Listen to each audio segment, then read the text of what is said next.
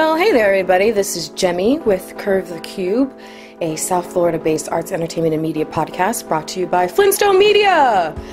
And you've entered the 18th episode of Curve the Cube. And on this episode of the podcast, we feature a very special guest, Mr. Adam Rymer, who is the president of Nerdist Industries. And in case you're unfamiliar, the Nerdist Podcast, hosted by Chris Hardwick, is the reason, it's the inspiration for me getting into the arena of podcasting. So it was really exciting to talk to the president of Nerdist, Adam, and how we found out about each other is he actually went to the same high school as I did. So we have mutual friends, and I found out that he was the president of Nerdist, and I was like, oh my god, could you please be on my podcast? And he was so gracious, and he came on and did an awesome job. He was so cool and so good. And if you are, interested in entertainment, interested in being in entertainment and film and music and movies, this guy has had an awesome career already, and he's still just kind of, greasing the wheels.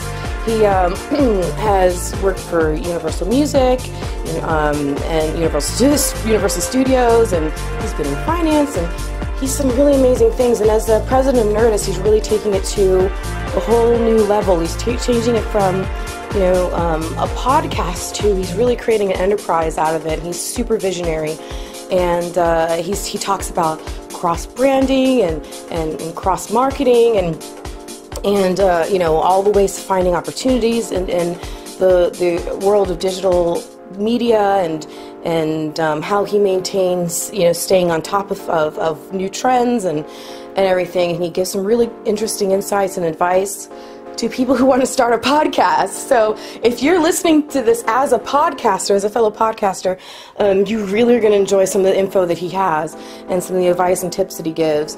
And he's just a really interesting person to see how he started off in doing one thing with his career, and he kind of had, he had to do some soul searching and realize where he really wanted to go and what he really wanted to do. And he has joined Nerdist almost exactly a year ago today, and he's just really taking off. So you're going to love this podcast. Seriously, sit back, buckle in, and just enjoy the ride. So here you have on this, the 18th episode of the Curve the Cube podcast with Adam Rymer, the president of Nerdist Industries. Enjoy!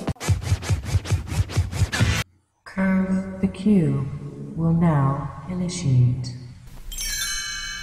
Hello. Hi, is this Adam? It is indeed. Hey, how's it going? It's all good. I'm in the process of packing up my house and moving to Studio City. Are you really? Yeah. Oh, yeah. Wow, is that a really big move? I don't know anything about the layout of California, so. It puts me about 20 minutes closer to the office, so helps me shave some time off of my day. Yeah. That's good. That's good. You have a new baby, right? I saw a picture with you, and looks like maybe a new little baby. Yeah, Wolf. Yeah, he's 3. He just turned 3, so it's. Oh, he's 3 now. Okay. Yeah. Oh, that's cool. My son turns 3 in March, so I know what that age is all about. That's exciting. Well, good for you. Well, yeah, everything is going. Wow, really, really amazing. Well, just to catch people up on the podcast, you're Adam Rymer, and you are the president of Nerdist Industries, and which is, I'm a huge fan of the Nerdist Podcast, and it's really the whole reason, it was my whole inspiration for getting into podcasting. And so, I was telling some friends about it who also went to my high school, and they said, oh, well, the president of Nerdist went to Pinecrest too. And I said, shut up, get out of here. So when I found that out, I was like, you've got to be kidding. And then when they said it was you, I was like, oh my gosh, that's so funny. I had no idea. So how did you get involved? Because I was looking into your whole history and of your career and everything. And I mean, well, after Pinecrest, you went to Harvard and then the Wharton School of Business. I mean, you really studied at some amazing schools. Tell me all about your trek through the education world. God, yeah. Well, it's been an adventure for sure. So I left Pinecrest, graduated in '93, Went up to Harvard, studied applied math and economics, and worked while I was in college at a bunch of different jobs. But one of the things I ran was a student business called Harvard Student Agencies. One of the things we did was publish the Let's Go travel guides. If you ever used those. Oh yeah. Yeah, back when people read books. Yeah. Right. I needed something in their pocket that wasn't electronic to get them from place to place. Exactly. Right? The world of print. I ended up as a management consultant after that, and it was one of those things where when you come out of some of these schools, you essentially, if you're not going to go to law school or med school, you're kind of told you have to be a banker or a consultant. So I went into in finance and business. So I went into the consulting route, and it was not for me. I learned a lot, but it was there were certain aspects of that business that are very unappealing, and the hours being the least of them. Right. Now, so I did a little bit of soul searching at that point in time. It was 1998, and this little thing started to happen on the internet. The internet was still pretty new, weren't a whole lot of sites. It was pre-iPod and all that kind of thing. And there were these files called MP3 files that were starting to be sent around, and you could find them in these sort of back rooms of the internet that existed then. And I used to download a bunch of these MP3s, and I thought, this is awesome. I mean, I'm a big music fan. I used to go to lots of concerts in Boston, and I said, this is going to change the whole music business, and I got to figure out how to be part of the music business while this is happening. So I helped start a little company in Boston in 1998 called Web Noise, which was the very first company that did kind of market research in the digital music space. It was before the days of Napster and anything else. It was before any legal arguments. There was just this was digital okay. music. Well, when you say before the days of Napster, you mean before the days of that it became controversial and they tried to start regulating it, or just before the days of Napster period? No, Napster didn't exist at all. Wow. There were just some MP3 files and some share sites, and I started this little market research company. With I wasn't the first person there, but I was sort of the third or fourth person there, and helped them put their business plan together, which led to a job with Universal Music. So in 1999, I ended up moving to New York, working for Universal Music in their strategy division, which very quickly turned into the digital division because Napster then did exist. And we were working very hard to try to figure out how to take the music industry in this new direction of digital, of sort of dealing with the conversion from albums to songs. Needless to say, we were not very successful. Really changed everything. Yeah. So I decided it was time to take a step back, see if the music industry could figure itself out. That's when I went to business school. I figured I'd sit on the sidelines for a couple of years, watch what happens, and if there's still a music business, then I would go back to it. There was not a music business when I graduated. Most of the people that I knew were no longer there. Apple had just come out with their iPod. There was a very small iTunes music store, but it was clear that there was still a lot of transition that needed to happen. So I decided to go into the film business, sort of taking this knowledge that I had gained in the entertainment space, and ended up going to Universal Pictures in 2002, and spent 8 years there doing everything from mergers and acquisitions to coming up with the standards for digital cinema and getting all the theaters around the country converted to digital, helped them build out a mobile business, helped them figure out the beginnings of selling movies online, and sort of, just kind of I was part of the film business, learning how the whole film business worked, how to finance movies, how to make movies, which was pretty exciting. What's interesting is because, when you talk about the conversion from regular standard media into digital media, it really did start with music, and then eventually the movies kind of fell into that, and then more recently we've seen television fall into that too. And do you think that when you decided to go from Universal Music Group to then focusing on film, did you see that what you had been watching happen with music did you see that coming for a film and everything? Because it seems like you were pretty visionary. You had your pulse on the current of the industry. I did.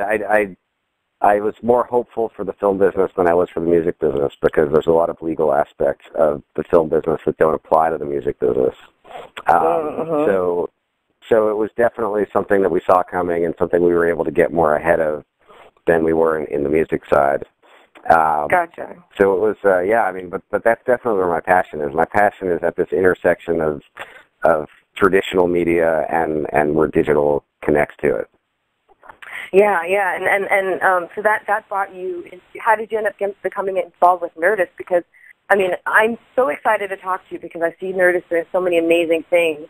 And I'm really excited to dive right into it. But how did you get involved with Nerdist? How did that come about? Yeah, so the where this goes from there is I left Universal Pictures. I took a side detour, and I ended up as a film producer for 3 years. I helped start a film production company called Lava Bear, and we produced a film that came out last summer called The Rover with Rob Pattinson and Guy Pearce. Yeah.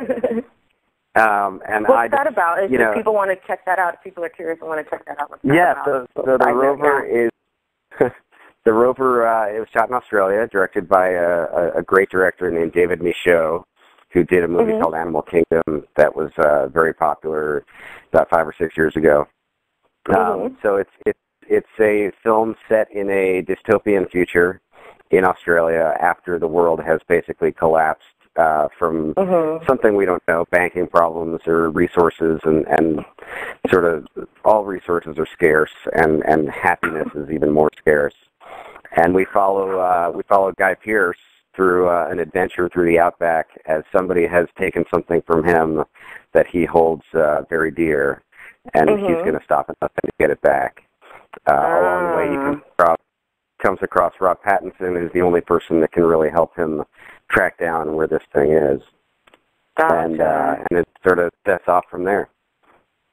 It's funny. There's been, since probably mid-'90s, with things like Armageddon and the tornado movies that came out. Since then, we've been doing a lot of Doomsday Armageddon movies, and which tend to be my favorite. And I don't know what that says about us as a society or what that says about me as an individual, but it's me dealing with an apocalypse or anything like that. I'm like, ooh, that's interesting. So I'll definitely have to check it out. That's for sure. It's great. It's not something to watch with kids, but it's a good film. Really noted. So I did that for a few years and realized that making films is a little bit of a slow process for me, having been very used to the fast change of things in the digital space. So I started looking around for the next thing for me, and I had known a few of the people at Legendary Entertainment, who, as you know, is a big film studio. And in 2012, Legendary had acquired Nerdist Industries. Okay. So they said to me, look, we've got this asset called Nerdist. Hardwick's great, but he's on the creative side, and he's on TV, and he's focused on those things, and we need somebody to come in and really help figure out what the business is here. Right. So I said, I'll give it a shot, and sort of was a perfect storm of kind of my background, because what Nerdist is involved in, between podcast and video content and editorial work, as well as all the digital aspects, sort of was a perfect mesh with a lot of my experiences, starting companies, running companies. Right. So I jumped in about a year ago. It's almost exactly a year ago today. And, started right in, was it February or March or something like that you started at Nerdist, right? Yeah, first week of March 2014. Wow. Well, happy anniversary. No, thank you. It's been an exciting year. It's been one of the best years that I think I've ever had, and the most fun I've ever had, certainly. since I discovered Nerdist, maybe, I want to say like 5 months ago at the most. And it's been the most exciting 4 or 5 months of my life since I discovered it. I love this show. It's really, really good. What do you think makes the chemistry between Chris, Matt, and Jonah just flow so well? Because and now Kyle's in there too sometimes, but they just have such an amazing chemistry. What do you think builds that? Well, look, I think they've all known each other for years and years, yeah. Even before the podcast started. And, at the time, they were in very different places in their lives. And I think to have that level of connection with people who are truly your friends, and then as you sort of develop and sort of come up together and get successful together, I think it really creates a sense of, I get that we have more influence now, but at the end of the day, we're still 3 guys that are pretty good friends. Right. Especially their buddies talking. Yeah, I think it helps keep each other grounded at a certain level. It's you can't take on some airs of, oh, look who I am now, when there's 200 people in the room that remember when you were not anything at all like what you are now. Right, a pimply face, not good, maybe. Totally can bring you right back to reality. I understand that. It's definitely good to have people who know you with you when you're skyrocketing, because it keeps you grounded. That's for sure. And one of the other things about, and I think this applies to Nerdist as a whole, and Nerdist has Nerdist itself as a company has over 20 people working for it directly. Yeah.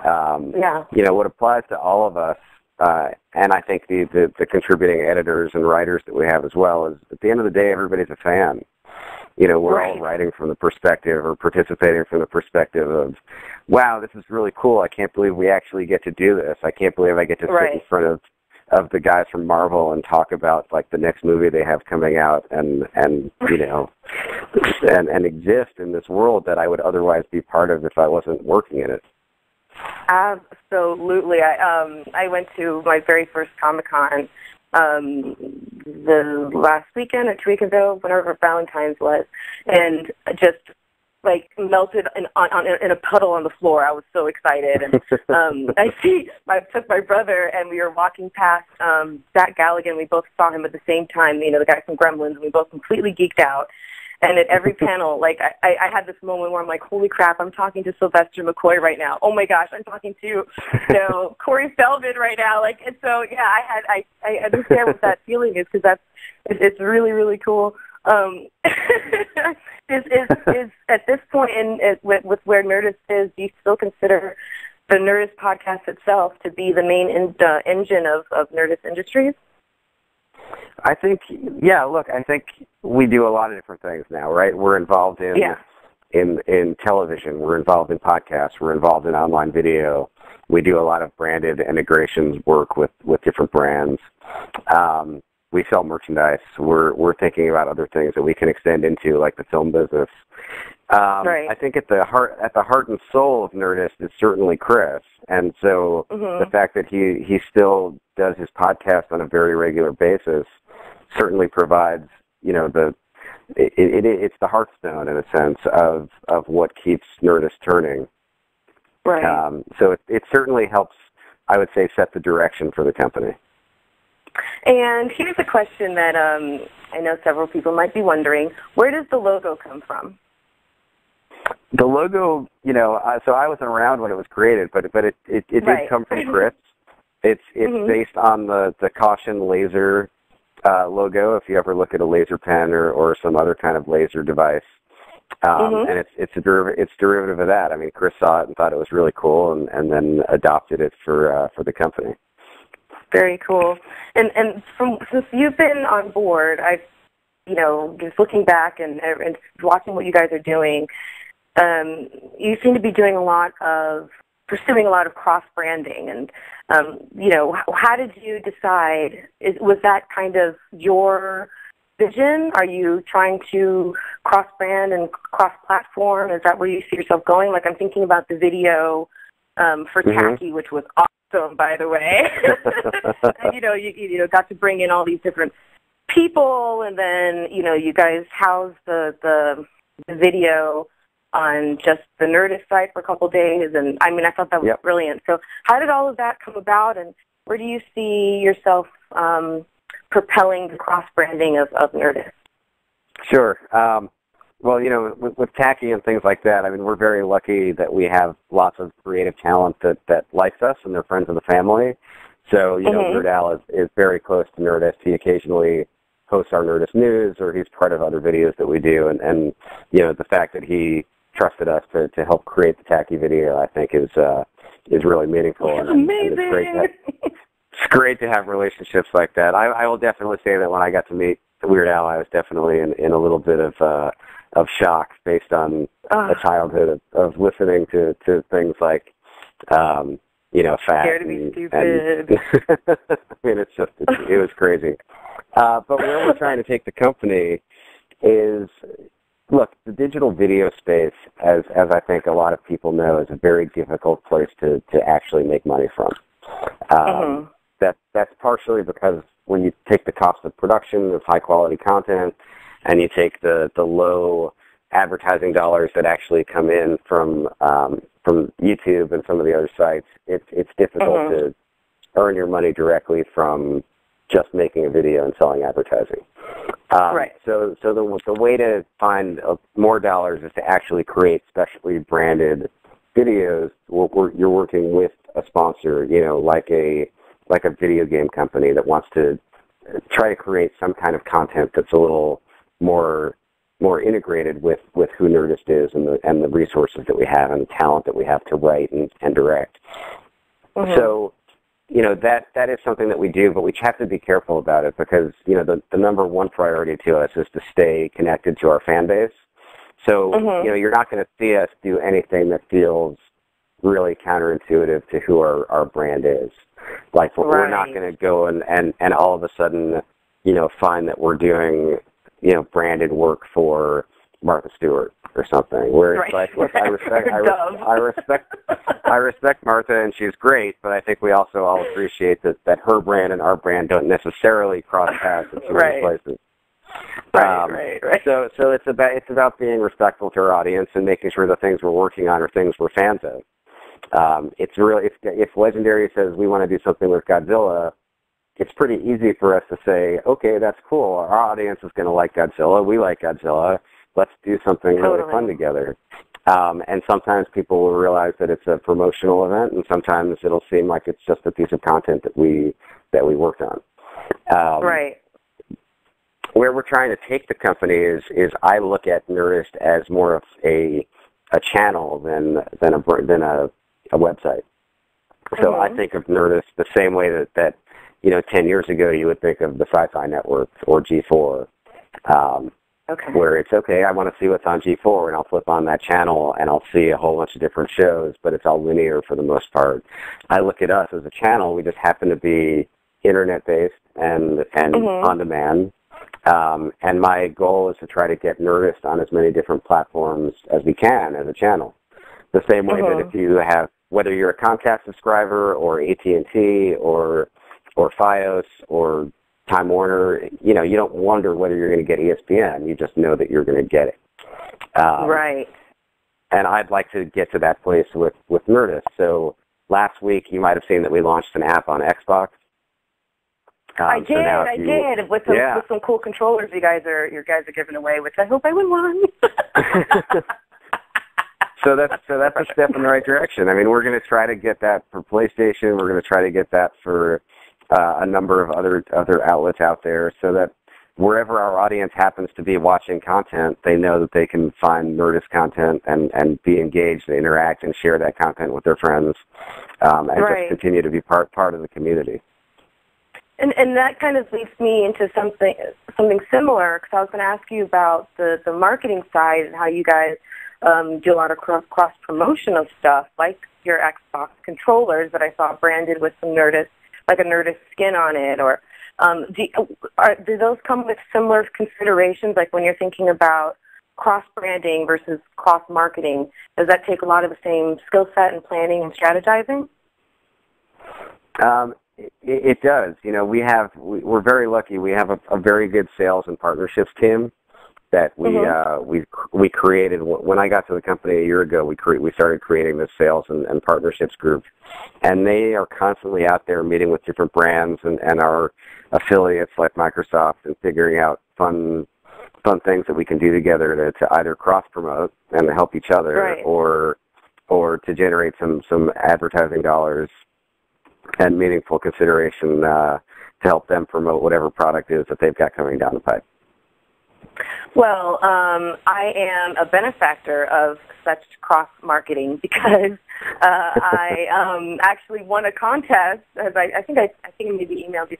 I won a contest for a McFarlane Toys construction set, Walking Dead construction set. And best day ever. I was like, Christmas time for me. I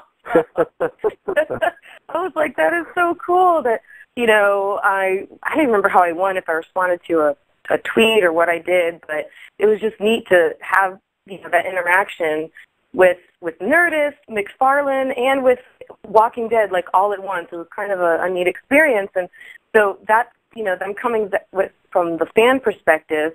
How do you, you know, what is it that I see you're really trying to maximize your interactions with people, and how is that focused on, and where do you see yourself taking Nerdist for that focus, interacting with the community and the fans? Yeah, so it's interesting. You know, the way I look at it is channels, the last generation of channels, things like Sci-Fi and G4 and ESPN and Home and Garden TV, those kinds of things, it was all about just the content and the channel existing somewhere. It wasn't necessarily about interacting with your fans. Or, you know, in a sense, it was like if you watch Battlestar Galactica, it doesn't mean that you're a fan of sci-fi.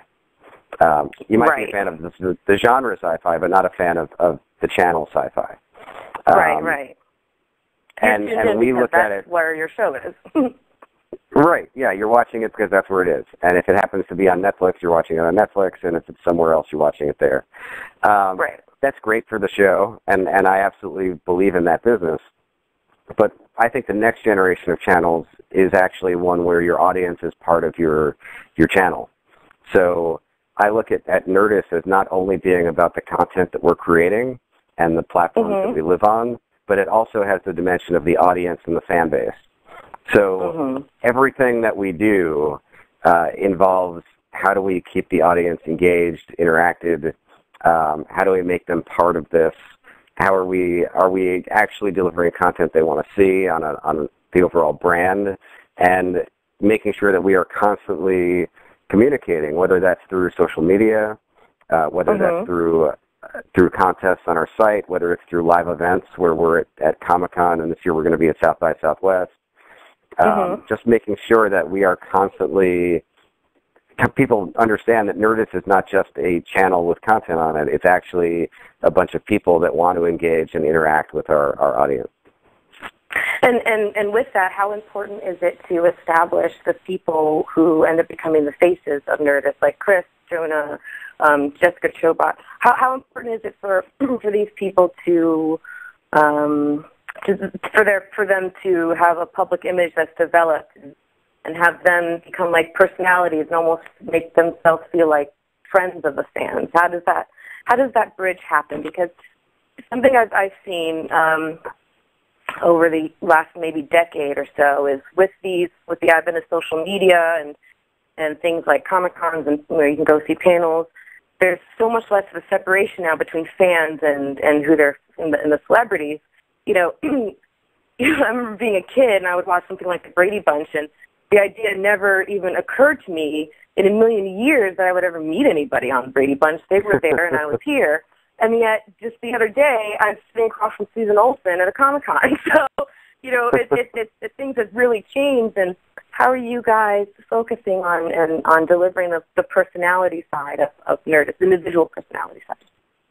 Well, it's really critical to find talent that understands what we're trying to pull off. So, you know, you've got Jessica Chobot, and it's not about everybody who's our talent. The talent within Nerdist is not a one-dimensional person. It's not like this is a person who only plays Greg Brady and that's it. That's the only time that you really know them. Jessica is a person. We have her on Nerdist News, but she also hosts a Twitch stream. She does a podcast for us. She tweets back at the audience. She leaves messages for people in the comments. And we do the same thing with, we've got Dan Casey and Kyle Hill and Malik Forte. And we've got everybody who's part of the Nerdist world understands that they are a representative of the company and our fan base, and it's important to maintain that level of interaction. And they do it because they want to do it. They enjoy communicating and being part of this world. We just happen to be in a place where we can create content on a bigger stage than some people can. So, we'd love to. We're actually working on some things right now that might give fans and our audience the opportunity to be part of some of the shows that we're doing, which would be just really cool. Being able to have people Skype into shows that we're doing and get them actually on the screen. And we're continuing to figure out new ways to do that sort of thing. Well, I'm thinking about there's a game show, and I can't believe I'm drawing a blank on what it's called Right This Minute, and it's pretty neat because I think they Skype in 4 contestants. So all the contestants are at home, and it's just the host in the studio with the audience, and so all the questions are delivered via Skype to the contestants at home. And when you're talking, I'm imagining someone hosting a game show, a Nerdist type of, horror movie, sci-fi, all that stuff type of, trivia type of thing. And so when you're talking about it, I'm like, wow, 10, 15, 20 years ago, we have never seen something like Right This Minute. And 10, 15, 20 years ago, we have never seen something like what Nerdist is doing. And, with Chris being the host of it, it seemed to really energize the comedy scene again, and the public's interest in that. I mean, I've even seen it here down in your old stomping ground in South Florida. But there are a lot more comedy starting to come back and everything. And I think the same thing is it's also having an effect on the podcasting world, and it's really igniting it and creating it's really building up a platform. How do you see podcasting evolving, and where do you see it going? Because I feel like it's a medium that has a lot of potential. Yeah, well, I think there's 2 ways that people tend to think about podcasting, and one way is podcasting as an evolution from radio, which is one way to think about it. It's okay. Well, you used to have to tune into an AM or FM station and listen to your host, and you could dial in, and there's always been callers for radio. Obviously, that's been going on for 50 years. Right. But then you have podcasting, as I think about it, coming more from the social media and digital side, which is a much more interactive, participatory experience where you're leveraging your audience to create a unique experience, which to me is the type of podcast that we try to create, which is one where people really feel connected and part of the community, versus an evolution of kind of the radio talk show. How do you try to leverage the audience? What exactly does that mean? I mean, I think I know what it means, but well, it's making sure that your listeners really understand that they are the reason why the podcast exists. It's making a unwritten contract with your audience about the kind of things that you're going to talk about how often you're actually going to be posting a new podcast, about where they can find it, about what it takes to listen to it, and then sort of encouraging people to share the word of it existing with other people. Right. It becomes a much more social experience. Like, I look at Serial, right? It's hard to not talk about podcasting and talk about Serial. Up until Serial, there was a whole bunch of people out there that didn't even know podcasts existed. And all of a sudden there's this thing called Serial, and it's like, oh, wait, there's this whole universe of podcasts out there that I could listen to, which is great. It's really nice to have a new audience, and also to have have brands and people understand that this is actually a real business and not a bunch of people just sitting in their garage or their living room talking to each other and putting it up online. Right. There's actually something meaningful here. So we've developed an entire podcast network where, we have things like You Made It Weird and Lives and James Bonding and a bunch of other podcasts that are, real comedy and real real interactive experiences for the fans. It's just a new way of communicating. Right. What do you think makes the medium so unique as opposed to everything else that's out there? Like if I'm telling someone, which I've done a lot of, telling someone about Nerdist, and I say, hey, yeah, it's a podcast, and they say, why the heck should I listen to a podcast? What would you tell them? Like, what's the why behind what makes podcasting so fun and unique? I mean, I could tell you from my personal experience, but from you, from the business end, what makes podcasting such a unique and fun, different thing for people to consume? Well, look, I mean, if somebody has to ask why they should listen to a podcast, it is the exact reason why they should listen to a podcast. Because, Amen. Because to me, that implies that they think they know what podcasting is, and if you think you know what it is, that means you probably don't know what it is at all. So the reason to listen to it is to feel that it's the personalization of a talk show, in a sense. I mean, you feel like it's almost like a virtual world where you feel like you are inside, sitting at the table with whoever it is that's talking. Yes, exactly. I think the only person who's ever been able to pull off something like that in the previous world was like Larry King. It's sort of it's a means of communicating that's not like what you get on late night television, where it's, hey, I've got this person for 5 minutes and we're going to tell a couple jokes and then they're going to pitch whatever it is that they're trying to pitch. It's much more of a inside the person's head, and you might talk about things that you had no idea that you'd be talking about with this person. Right. It's to me, it's just a fascinating medium because it's not subject to any particular time frame. It's not something where you have to get them in and out in 5 minutes or 10 minutes. It's not necessarily based around pitching a particular TV show or movie or product that's coming out. Right. It's a glimpse inside of people's brains that I think can be really exhilarating if it's a good one.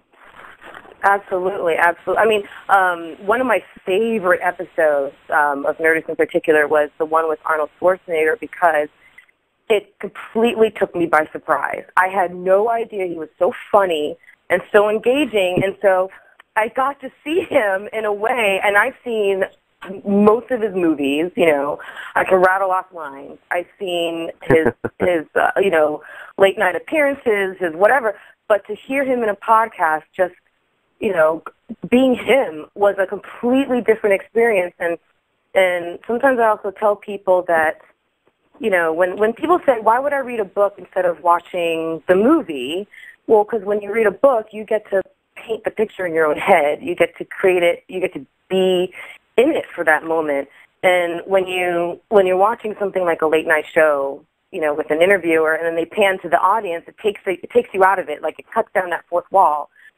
But listening to a podcast, it feels like you're really right there with them, and that's what I love about it. So we are completely in agreement on that, 100%. So what are some other podcasts that Nerdist produce? If you want to name drop a couple of them for people to check out besides Nerdist. So we do the Indoor Kids with Kumail. I don't know if, and his wife. I don't know if you know. He's on Silicon Valley, and he's one of the hosts of Jonah and Kumail at the Meltdown, which is somewhat of a video. Yeah, it's a video game, essentially centered podcast, which is pretty funny. We do. There's been a great. One of my favorites was the Thrilling Adventure Hour, which we're not currently producing new ones of, but it's an amazing series that tells a whole a whole great story. There's You Made It Weird, also really just fantastic. And there's a whole bunch of them. I mean, we have one called The Mutant Season, which our host, forgive me if I get this wrong, but he's a kid. He's a kid that hosts this podcast. Yeah. He started when he was 9, and now he's 12 or something. I forget his name. Yeah, exactly. Gil. His name's Gil, and and it's awesome. I mean, it's just the range of what you can do on podcasts is great. James Bonding is a great one if you're a fan of James Bond films, because you've got Matt Mira and friends talking about, each episode is actually talking about a specific James Bond movie, so they've been going through them all in order, and it's funny, it's like you getting to hang out with like friends, the kind of conversations that we all used to have as teenagers and adults, just when you actually have the time to sit and just talk about something like Kickboxer for an hour. It's funny to just hear people's thoughts like that. No, it's really one of my favorite things that since I started this podcast. So many other benefits have kind of come about that I didn't really anticipate, and one of them is it's fun to be able to go and listen back, because it's almost like reliving a conversation with a friend of mine, and it's a lot of fun. It's really cool how personal it becomes when you do podcasting. It's really, really neat. So what else? What do you see on the horizon for Nerdist? What other types of ventures do you see it producing? Because I know you want to take it from the world of podcasting and really expand it into bigger things. What do you see the umbrella starting to look like? Well, we're going to be producing a lot more video content, different kinds of shows. Right now we have some editorial shows like Because Science and The Dan Cave and Nerdist Play. So we're gonna continue to expand in the video space, hopefully with some more scripted type series that'll come out along the way, possibly some animation, possibly some other kinds of talk shows. We're talking about a TMZ-like show right now where we talk about what's happening in the world of fandom and comic books and pop culture, which I think will be pretty fun. And we're going to continue to try to expand into television. We have a show that started out as a digital series called All-Star Celebrity Bowling, which is pretty funny. And for a while, it was actually picked up by AMC as a TV show, and then AMC got out of the unscripted business, and we ended up being some collateral damage in that. But we're working on getting that show picked up somewhere else. We have a couple other shows in the works that are likely going to get at least a pilot order for a couple of networks. So I think taking the brand onto television, which is good for us. It's good for us because it helps people that aren't necessarily in the Nerdist universe right now learn about it and draw them in.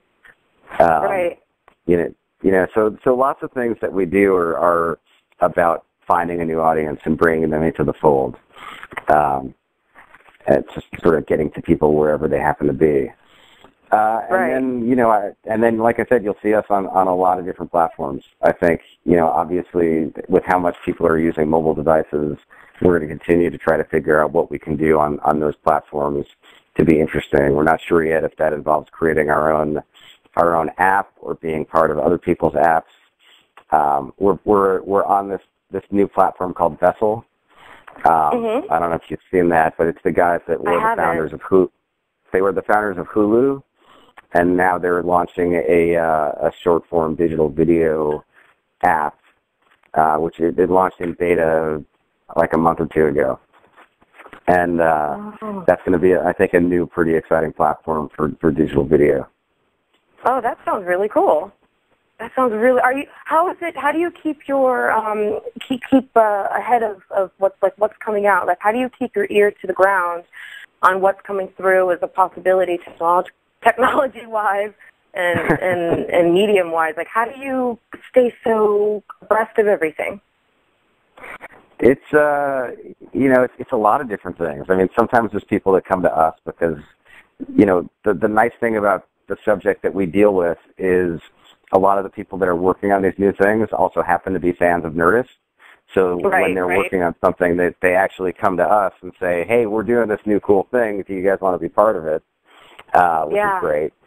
We also have lots and lots of spies.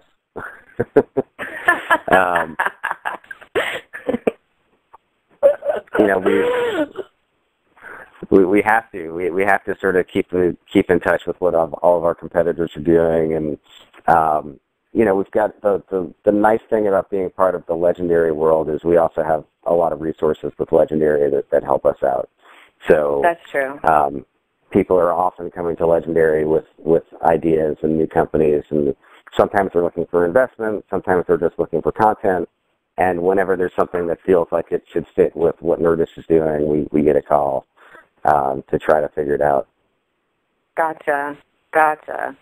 So I want to ask you two related questions about podcasting. One is, if you were to give advice to someone who's starting off with a new podcast, I don't know, someone maybe named Jenny with a podcast called Curve the Cube. I don't know, maybe anybody out there who's starting a new podcast, what would be the one big piece of advice you'd give to someone like that? Sure. Look, I mean, first of all, you should listen to I'm sure you have already. You should definitely listen to the Nerdist 5th-year anniversary podcast. Oh, I've only listened to it about 15 times. I love Chris Hardwick's mom. She's responded to me on Twitter. She's awesome. Fuck you, Matt.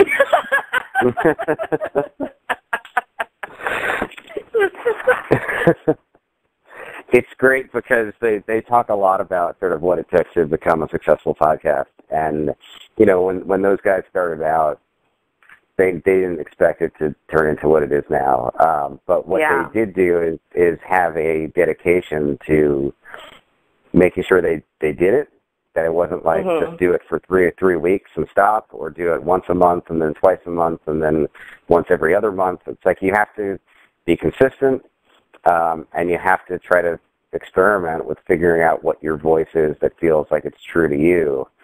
So that you enjoy it. If you don't, it's like working out, right? It's like if you don't enjoy doing it, if you don't find a way to exercise that is something you actually can find enjoyable, you'll never stick to it. So, you know, trying to fake it as a podcast, you know, if you're putting on an air or something where you're like not committed to it, that's recipe for disaster. So, you know, be true to whatever it is that you're talking about. Listen to your fans. Read comments, try to ignore the trolls, and just be dedicated.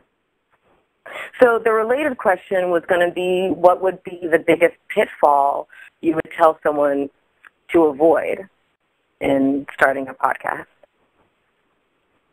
Be ready. Be ready for it. You know, just make sure you've thought through I think the biggest pitfall is probably just not really thinking through what it takes to do it. You have a place where you can do it that is quiet and conducive to recording a podcast on a regular basis. Are there other factors in your life that will make it difficult for you to have a podcast? And not thinking through how often you're going to do it or what it's going to be about in advance a little bit. You know, obviously podcasting is a bit of a stream of consciousness effort, but at the same time, it's sort of like, you know, if you have an idea for a movie and your entire idea for the movie consists of the opening scene, you're going to have a lot of trouble getting that movie written. You kind of need to think through it. How long do you want your podcast to be? What kind of guests do you want to have on it? How are you going to get those guests? Because you might find yourself that you know what the first one or two guests are going to be, and then you have no idea how to find the other one. Right. Very good advice. And one other piece of advice that I saw that you tend to recommend, Tom King's The Operator, which is a book I'd never heard of, but I was curious as to why you like it and what it is about it that you recommend people read it for. Well, I thought it was a pretty fascinating view into the world of entertainment, and how it sort of evolved in the in the 80s and the early days of like CAA and William Morris and things, in terms of creating a culture, which ultimately is in existence today in a just slightly different way, but still, just to see some of the characters that were involved and what it took back then to make it or to be really successful. I just thought it was pretty eye-opening. I just thought it was eye-opening. I do not think it's really how the business works today, but it's. I remember reading it as I was moving into the entertainment space, and it helped me have a little bit of an eyes wide open understanding of what actually happens behind the scenes. Right. Well, and they do say that, history is the best predictor of the future. So if you know, the best way to know where to go or how to deal with whatever you're walking into is know the history of it. So it makes sense that a book like that would be very useful for anyone who is, walking into that realm. So, yeah, I think I'm going to have to pick it up for sure. That sounds good. So this is a question I wanted to end with. And I'm really mad because it kind of got ruined by the Sketchfest podcast because they asked on the Sketchfest podcast, which was they asked an FMK question, and I was like, no, I was going to ask Adam an FMK question. I can't do it now, and I'm like, well, screw it, I'll just ask him. Anyway, I was curious. Well, before I ask this, are you yourself a fan of horror and sci-fi and all that, comics and all that stuff? I am. I'm a big fan. I was a big nerd, believe it or not. Were you? It's not overly apparent. We both went to Pinecrest, so I'm part of it. So believe it or not, my first job was working at a comic book store on Oakland Park Boulevard. No way, which one? It's not there anymore. It was this little tiny hole in the wall comic book store, not too far away from Pinecrest. Yeah. That's so funny. So I wanted to ask you, SMK, a vampire, a werewolf, and a zombie.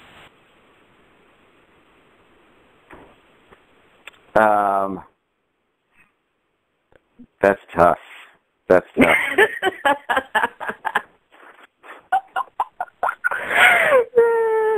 think about it a little bit for myself too. I think I'd probably end up with the werewolf. I mean, that seems like fun. Gotta kill the zombie. I mean, at the end of the day, you gotta kill zombies. That's rule number one. Right. Sometimes with a double tap. What was your favorite movie when you were a kid? It sounds terrible. I was a huge Highlander fan. Oh, were you really? Yeah, Highlander. I'm a kind of person that I really hate watching movies more than once. So when I find a movie that I can actually watch over and over again, it really sticks out in my head. And Highlander, I think, was one of those first wish fulfillment things of dude, this guy lives forever and he gets to fight with swords. That's unbelievable. Wasn't that a TV show? Didn't they make a TV show out of that? It did. They extended the McLeod family onto TV, which was a step in. I'd say that was a reasonable direction. It was certainly better than Highlander 2 and Highlander 3, and whatever came after that. But the first one I think still holds up in a pretty good way. I mean, Sean Connery. How can you go wrong with a film that's got Sean Connery in it back in the 80s? Are you kidding me? I still have a crush on him. He's awesome. Of course. Well, speaking of 80s stars, so I forget who has a fascination for Kelsey Grammer, if it's Jonah or if it's Matt. But do you know that Kelsey Grammer went to Pinecrest too? I do, and I was actually I had lunch next to him about a year ago, and I was with a couple friends and my son, who at the time was a year and a half old, and I couldn't.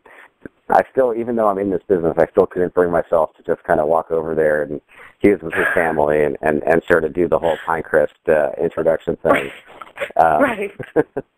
But next time I see him, I absolutely am going to give him a shout out. Well, and I was debating whether or not to share this, but when I was, I think I was in like 10th grade, he came to, it was either homecoming or Winterfest. It must have been Winterfest because I'm pretty sure it was a what do they call it, powder puff game when the girls play the football and the guys dress up as cheerleaders. I think it was called a powder. Yeah, and he came to one of those, and let's just say it wasn't the best of experiences for me. This was back in his when he was kind of at the lower point of his with the alcohol and everything, and it was a sight to behold. So but I understand he's doing much better these days, and so I'm really happy to hear that. So I hope next time you see him that you can get to say hi. Will do. Oh my gosh! Well, I thank you so much for calling in and sharing everything, because like I said, I love Nerdist, and I was sitting at work one day and listening to the podcast, and it's always been in my head, like, there are people who really go out and pursue their passions and their dreams, and I want to get a message across about how to live a life that you love, and I was thinking, like, how can I do that? And I was listening to Nerdist at the time. I was like, duh, start a podcast. And so Nerdist literally was the inspiration for this. So, the fact that you took the time to call in, and it makes me happier than I could possibly ever explain. So thank you so much.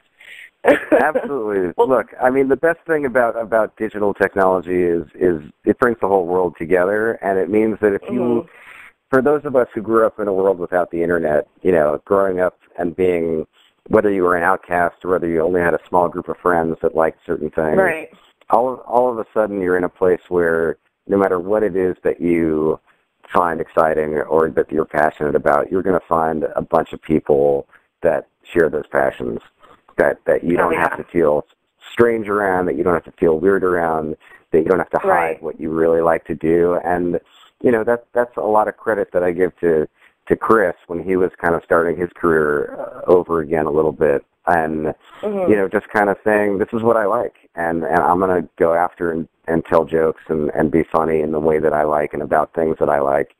And and he found those people, and it turns out there were a lot of them. So we're going to do our best to continue to grow that fan base and make sure people know who we are. And the thing about it is we need to make sure that our current fans are helping us find the other fans as well. So I really thank you as well for your efforts in gaining us new aficionados. Oh, of course. I mean, when I find something that I love, it's so easy to talk about it because it's just I love it. And Nerdist is just so awesome on so many levels. So, of course, it's something I'm going to tell people about. And, and it's just, it's really neat. You mentioned about how the digital world has brought us all together and closer, and it's so true. And, we went to Pinecrest, and we didn't know each other back then because our years didn't overlap. But, I had friends that I got back in touch with over social media, and they knew you. And, I'm thinking about, Amir Arison, who went to Pinecrest too. He was 2 years ahead of me. He's now on the blacklist. I was able to get in touch with him. I mean, it's so neat how, like, we would probably have never spoken again. I may not have ever spoken to Amir again. Like, who knows if our paths would have crossed, but because of things like this, it's so easy now. It's really, really, we're living an awesome time, Adam. It is, and I think there's only more awesome things to come. All right. On that note, hey, would you mind closing out the podcast, which is just saying, this is Adam Rymer, and this has been Curve the Cube. All right. This is Adam Rymer, and this has been Curve the Cube. Awesome. Oh, well, actually, is there anything else you want to promote or plug? I'll pull a Chris. Is there anything else you want to promote or plug before the podcast ends? No. If you check out Nerdist.com. Check out the new shows that we have coming up. I think we've got some exciting things in store for the summer, and make sure to keep in touch with us for South by Southwest and Comic-Con this year. Sweet. And I will be definitely checking you guys out and encourage everybody to. So thank you so much. You have an awesome night. Thank you so much. I'll talk to you soon. Talk soon. Bye. Bye.